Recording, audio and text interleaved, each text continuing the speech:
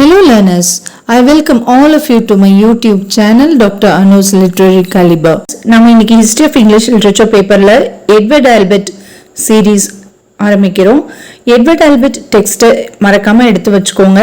அப்பதான் நம்ம பார்க்குற எல்லா டாபிக்ஸுமே உங்களுக்கு ஈஸியாக புரியும். ஸோ நாம இன்னைக்கு ஃபர்ஸ்ட் இந்த வீடியோவில் பார்க்க போகிறது The Age of Pope. இது டெக்ஸ்ட் புக்கில் சாப்டர் 8 இருக்கு. நான் பேஜ் நம்பர் சொல்லலை, ஏன்னா இப்போ நிறைய பேர் நியூ எடிஷன்ஸ் கூட வச்சிருப்பீங்க. ஸோ ஆஸ் பர் ஓல்ட் எடிஷன்ல பார்த்தீங்கன்னா 185 இருக்கு பேஜ் நம்பர். இது எந்த எடிஷன் அப்படின்னா 5th எடிஷன். இதில் எடுத்தோடனே டைம் சார்ட் கொடுத்துருப்பாங்க, முக்கியமான ஆத்தர்ஸ் பற்றி. அதை நல்லா படித்து எந்தெந்த ஆத்தர்ஸ் வராங்க, அவங்க ப்ரோஸ் ரைட்டரா இல்லை போயிம்ஸ் எழுதுறவங்களா இல்லை நாவலிஸ்டா, என்னென்ன ஒர்க்ஸ் அவங்க எழுதியிருக்காங்கிறத அந்த டைம் சார்ட்டை பார்த்து ஃபஸ்ட்டு நல்லா ஒரு கிளான்ஸ் பார்த்துக்கோங்க. அதுக்கப்புறம் டீட்டெயில்டாக நம்ம அந்த சாப்டருக்குள்ளே போகலாம்.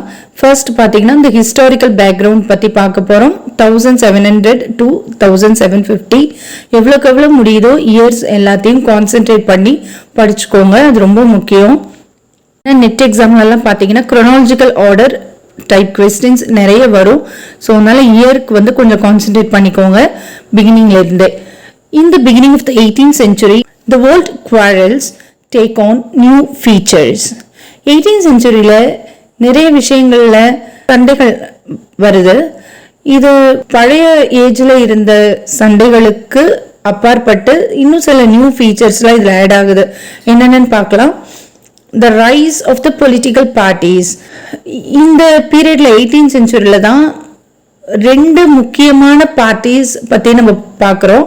Especially in the rule of Charles II, the terms Whig and Tory first became current by the year 1700. They were in everybody's mouth.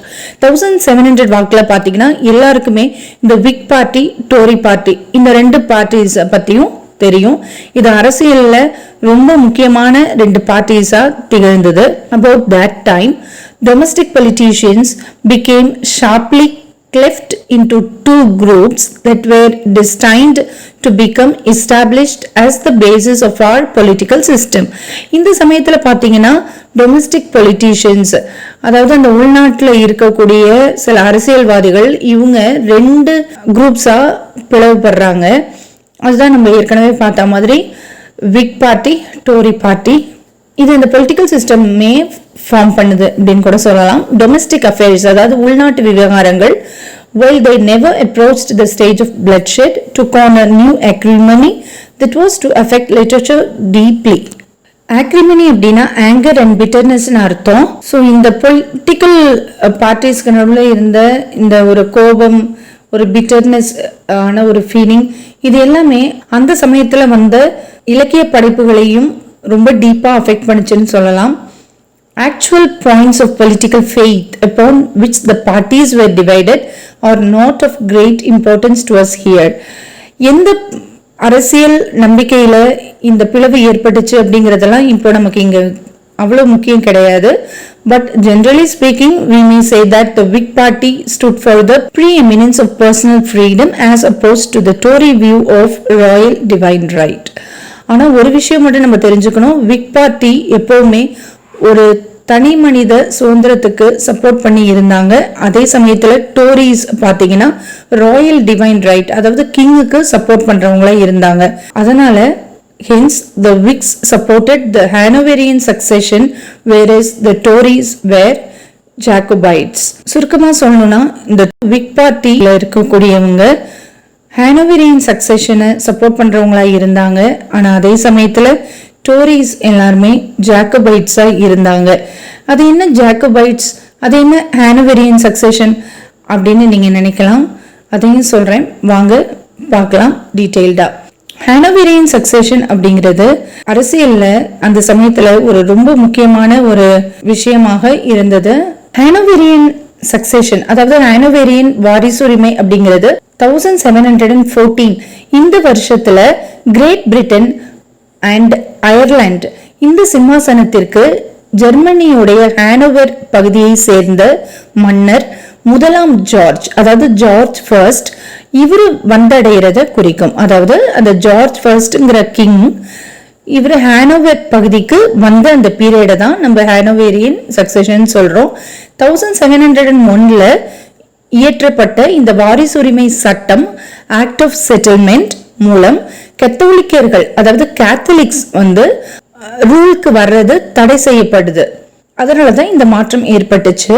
இந்த சட்டத்துல என்ன சொல்லியிருக்காங்க இந்த ஆக்ட் ஆஃப் செட்டில்மெண்ட்ல அப்படின்னு பாத்தீங்கன்னா, ஸ்டூவர்ட் வம்சத்தை சேர்ந்த குவீன் ஆன் இவங்களுக்கு நேரடி வாரிசுகள் கிடையாது. அதனால பிரிட்டன்ல கத்தோலிக்கர்களுடைய ஆதிக்கத்தை தடுக்கவும் புராட்டஸ்டன்ட் மதத்தை பாதுகாக்கவும் இந்த சட்டம் இயற்றப்பட்டது. குவீன் ஆன் இவங்களுடைய மறைவுக்கு பிறகு ஜார்ஜ் ஃபர்ஸ்ட் அவங்களுடைய பேத்தியான சோஃபியா இவங்களுடைய சன் ஜார்ஜ் ஃபர்ஸ்ட் இவர் ரூலுக்கு வராரு. இவரு ஹானோவருடைய எலக்டார், அதாவது எலக்டார் ஆஃப் ஹானோவர் அப்படின்னு நம்ம இவரை சொல்றோம். யாருன்னா ஜார்ஜ் ஃபர்ஸ்ட். ஹானோவர் வம்சத்தை பத்தி பாத்தீங்கன்னா, இந்த வம்சத்துல எந்தெந்த ராஜாக்கள்லாம் வராருன்னு பாத்தீங்கன்னாக்கா, George first, George two, George third, George four and William four. இந்த மன்னர்கள் 1714 1837 வரை ஆட்சி செய்தனர். ஸோ இந்த 1714 1837 வரைக்கும் என்னென்ன கிங்ஸ் ரூல் பண்ணாங்க அப்படிங்கிறத நம்ம மறக்காம படிச்சு வச்சுக்கணும். இந்த ஹானோவேரியன் சக்சஷனுடைய இம்பார்ட்டன்ஸ் என்னன்னு பார்த்தீங்கன்னா, கான்ஸ்டிடியூஷனல் மொனார்கி அரசியலமைப்புல சில மாற்றம் வந்தது. மன்னருடைய அதிகாரங்கள் குறைக்கப்பட்டு பார்லிமெண்டோடைய அதிகாரம் நல்ல வலுவடைந்தது. முதலாம் ஜார்ஜுக்கு ஆங்கில மொழி சரியா தெரியாது அப்படிங்கிறதுனால அவர் அமைச்சரவை கூட்டங்கள்ல கலந்து கொள்றதை தவிர்த்தார். இதுவே பிரைம் மினிஸ்டர் பதவி உருவாக காரணமானது. இப்படி பார்த்தோம்னா சர் ராபர்ட் வால்போல் அவர்கள் முதல்ல அதிகாரப்பூர்வமாக பிரதமர் ஆனார். இந்த வரலாற்று நிகழ்வு ரொம்ப பிரிட்டிஷ் அரசியல்ல பார்லிமெண்டோடைய வளர்ச்சிக்கு ஒரு திருப்பு முனையாக அமைந்தது. ஜாக்கபைட் ரிபெலியன் அப்படின்னா என்னன்னு பாத்தீங்கன்னா, கத்தோலிக்க ஸ்டூவர்ட் வம்சத்தினர் புறக்கணிக்கப்பட்டதால் அதிருப்தி அடைந்த குழுக்கள் குறிப்பாக ஸ்காட்லாந்துல 1715 1745 ஆண்டுகளில் பழைய மற்றும் இளம் வாரிசுரிமையாளர்களை அரசியல் அணையில் அமர்த்தும் முயற்சியில் பெரும் கிளர்ச்சிகளை மேற்கொண்டன. ஒன்றியத்துடைய முடிவு என்ன? End of the union. Victoria மகாராணி அரியணை ஏறினோடனே 1837 இந்த இரு பிரதேசங்களுக்கு இடையேயான தனிப்பட்ட ஒன்றியம் முடிவுக்கு வந்தது. ஹானோவேரியன் சட்டப்படி ஹானோவேரியன் செமிசாலிக் லா இதுபடி பாத்தீங்கன்னா, ஒரு ராணி ஹானோவேரியன் த்ரோனை ஆட்சி செய்ய முடியாது. அதனால இது குவீன் விக்டோரியாவுடைய அங்கிள் கைக்கு போகுது இந்த அரியணை. இப்போ உங்களுக்கு ஹானோவேரியன் சக்சஷன்னா என்ன, ஜாக்கபைட்ஸ்னா என்ன, ஏன் குவீன் விக்டோரியா ஆட்சி செய்யாம அவங்களோட அங்கிள் கைக்கு இந்த அரியணை போகுது, இது எல்லாமே புரிஞ்சிருக்கும்னு நினைக்கிறேன். இந்த வீடியோ உங்களுக்கு பிடிச்சிருந்துச்சுன்னா லைக் பண்ணுங்க, ஃப்ரெண்ட்ஸோட ஷேர் பண்ணுங்க, சப்ஸ்கிரைப் பண்ணி வச்சுக்கோங்க. அப்பதான் நான் போடுற வீடியோஸ் உங்களுக்கு அப்பப்போ நோட்டிபிகேஷன் வரும். Happy learning.